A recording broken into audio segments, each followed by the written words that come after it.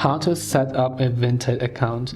Now if you wish to set up a Vinted account, all you have to do is go ahead and then first of all make sure to launch the Vinted app, and this is the type of interface that you will see.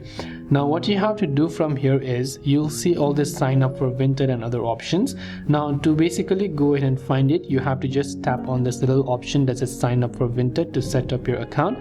You can choose to set up using a Google or Facebook account, or you can continue with email. So if you want to create an independent account as well, you could go ahead and then make sure to enter a new username, and then you can remember that username by the way, and then enter the email and the password you want to create for your account.